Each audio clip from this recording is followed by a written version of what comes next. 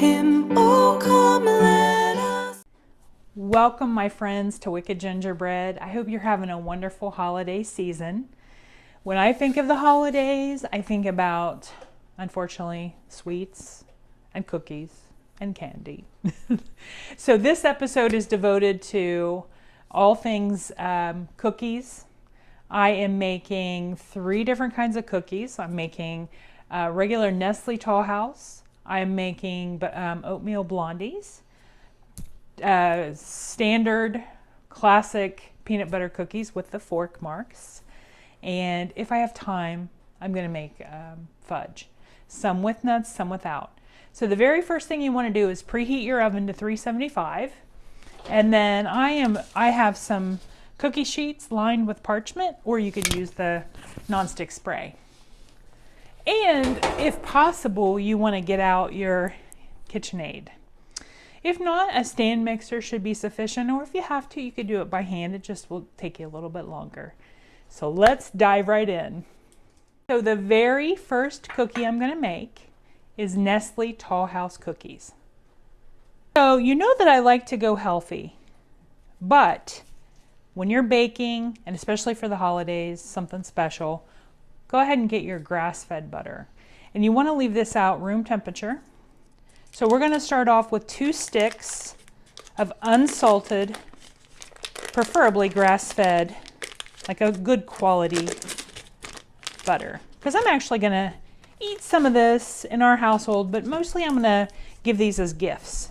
So you want it to be kind of extra special. And again, I'm all about healthy, but you know, it's kind of hard to be completely healthy with cookies. This is going to have regular sugar. It's going to have chocolate chips. You could substitute out lilies. That's one way. And then I'm going to add 1 teaspoon of baking soda.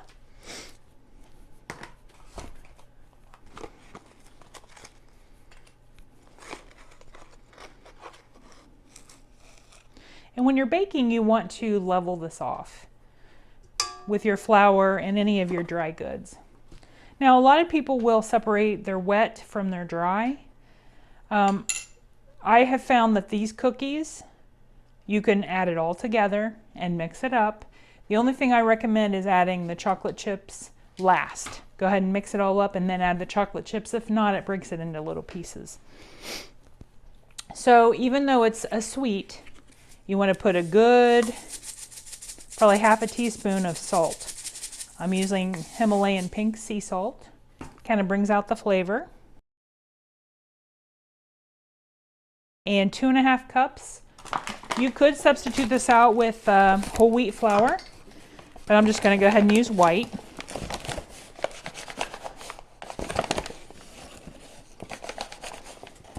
So that's 2 1/4 cups. And 3/4 cup of granulated sugar. 3/4 cup of packed brown sugar. And you could use light or dark. I'm using light. A teaspoon of vanilla.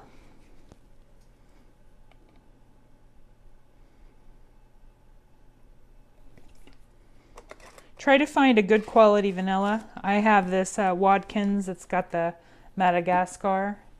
And because I'm allergic to egg yolks, I just keep egg whites. So that's fine. We're going to use 1/2 cup. You would use 2 large eggs if you're using regular eggs. So I'm going to use 1/2 cup of egg whites. So I'm going to go ahead and get this mixed. And then we're going to add the chocolate chips. We are going to add 1 3/4 chocolate chips. I'm going to see what that looks like. I might just go ahead and add 2 cups. And then also, if you prefer to put nuts in here, classic Nestle Tall House does not have nuts, but certainly you could add pecans, walnuts, whatever your nut is of the choice. Now don't turn this on too fast or it'll splash everywhere. And I have this attachment.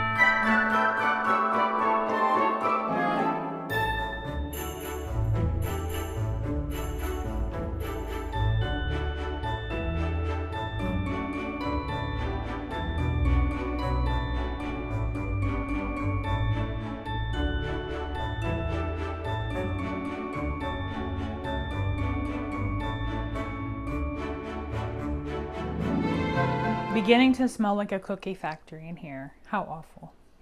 So I just wanted to show you, we've ate a bunch of these, but this is the chocolate chip Nestle Toll House chocolate chip cookies.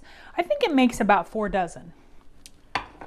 Certainly you could double the recipe I think it should bake okay if you double. Okay, we are ready for cookie number 2, classic peanut butter cookies. So first thing first, 1.5 cups of flour. You could use whole wheat flour. I'm just using white. And try to level it off. You can do it with your hand if you kind of push the side. And again, I mix all the dry and wet. Classic baking, a lot of people will separate they'll first, prepare the wet and then they'll mix it in.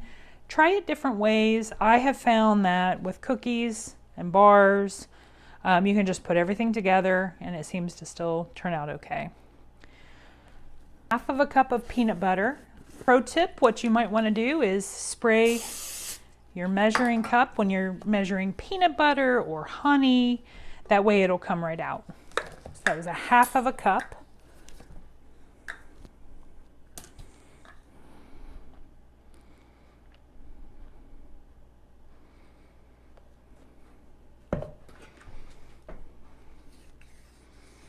Comes right out.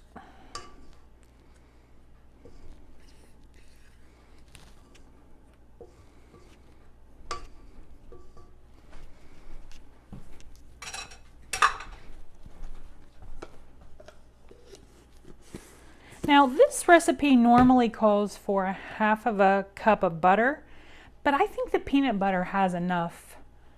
So I'm using the classic substitute for butter. I'm using 4 ounces of applesauce. It's going to add just a little bit of moisture.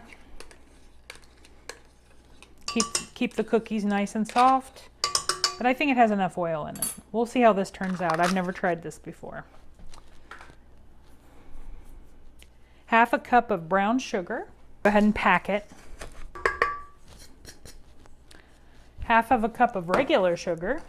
Sure does have a lot of sugar in it.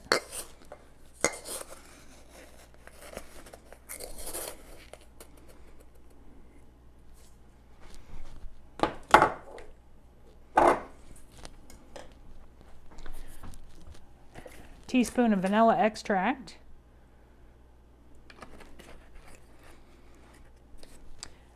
1 large egg. I'm going to go ahead and use 1/4 cup of egg whites, or you could use 1 large egg. 3/4 teaspoon. I'm just going to go ahead and use a teaspoon of baking powder.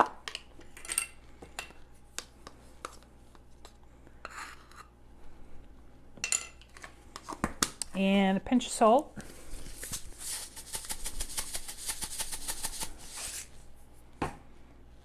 And that's all there is to it. Let's go ahead and get this one mixed up. Remember, start off slow.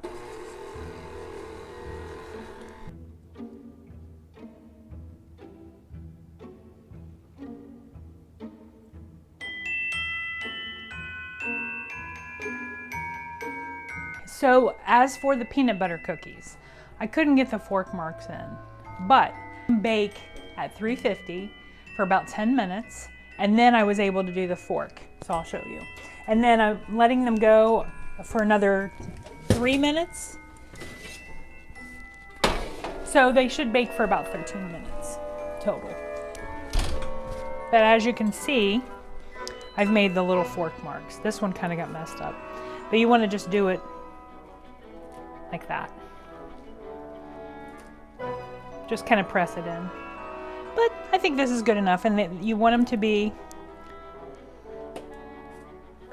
golden but not too brown. And remember, they will bake for another minute when you pull them out of the oven because this pan is hot. So there's the peanut butter cookies.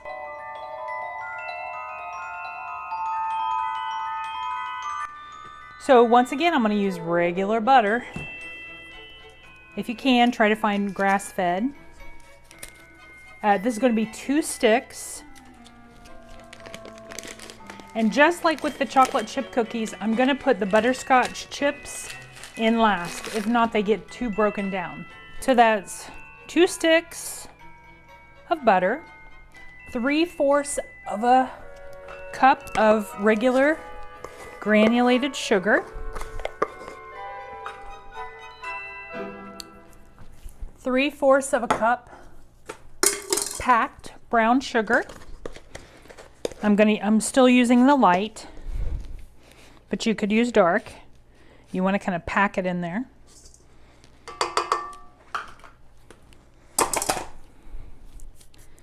And I'm using 2 eggs. So for me, that's 1/4 of a cup of egg whites, or you could use 2 large eggs.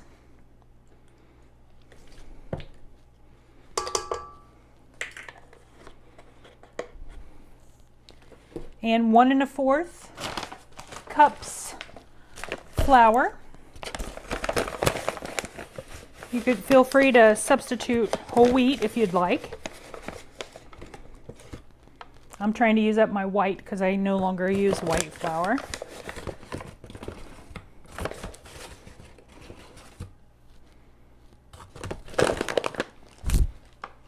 Salt, about a 1/2 teaspoon.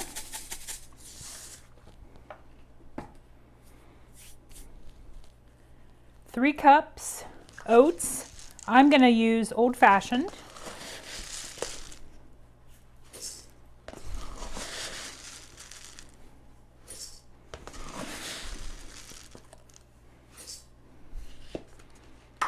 I'm going to put just a pinch of vanilla extract.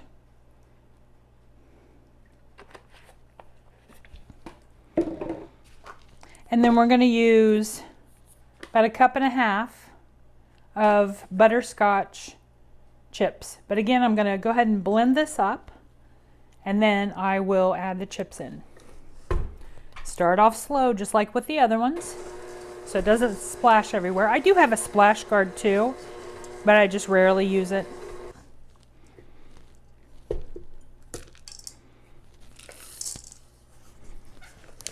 think I'm going to go ahead and put 2 cups in. I like a lot of butterscotch.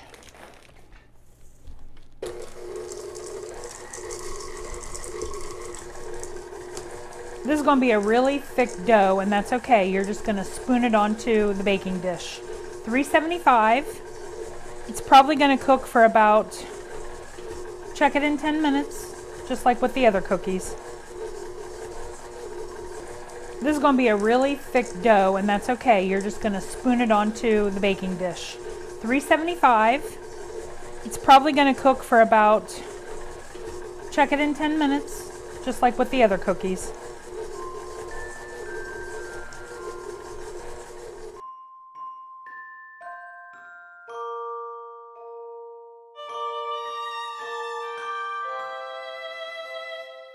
Okay, so the oatmeal blondies, 1 batch is done, 1's still cooking. So I'm going to show you what those look like.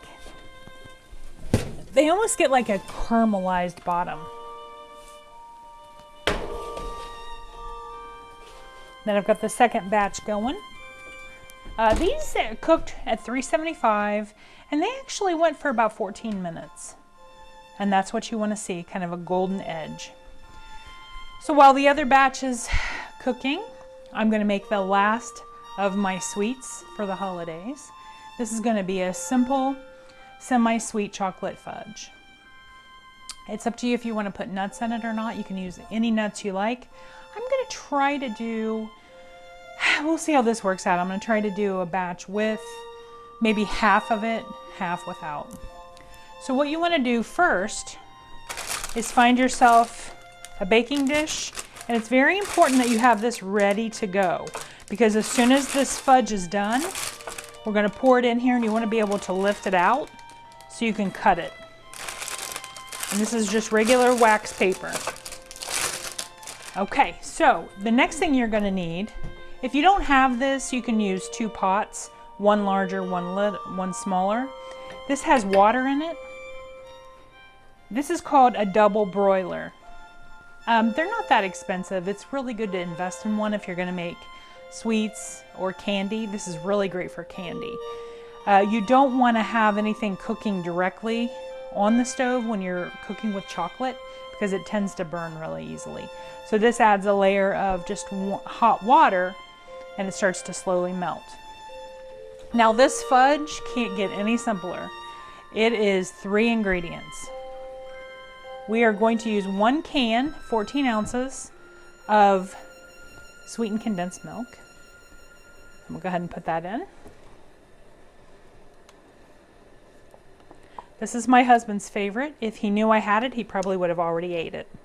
He puts it in coffee and he just takes spoonfuls of it. I can't say that I blame him. Into this, we're gonna put 3 cups. I'm using semi-sweet chocolate chips.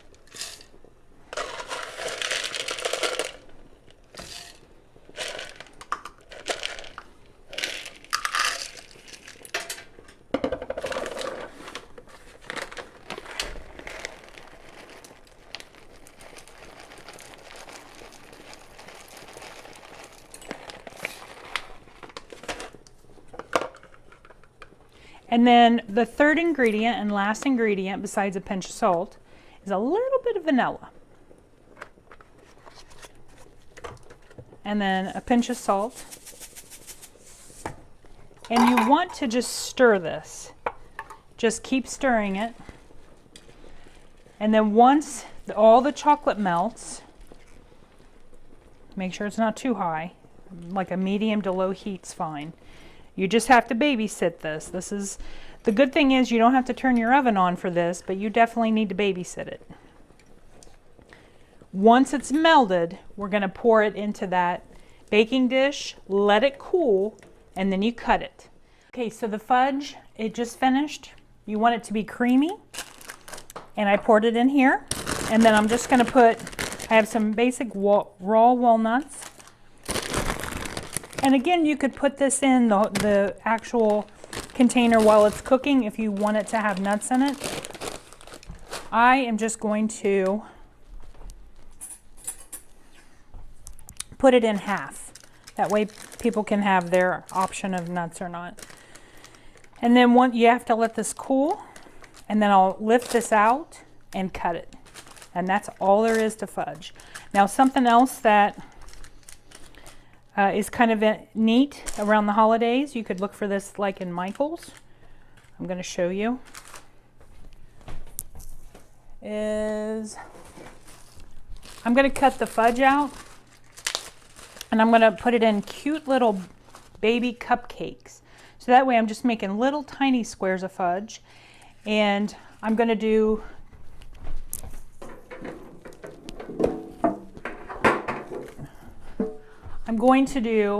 gift cookie and fudge little containers as gifts. So then the fudge is going to be in here, the cookies will be in here, probably with some wax paper or tissue paper. But I think that would make a really cute gift. Homemade cookies. Here's all the cookies. Here's what the Blondies turned out like. There's the peanut butter, Nestle Toll House, Blondies. Here's the fudge that's cooling. So have fun, make some cookies, make some bars, make some fudge this year. Just have some fun in your kitchen. It makes your whole house smell really good, and it's nice to give little homemade gifts. I know with COVID people are a little bit picky, but I mean, they can wipe the container off and still eat some cookies. So I want to wish you all a Merry Christmas, Happy Holidays, and please stay safe, safe travels, and give each other a hug. So I'll see you next time. Thanks for watching.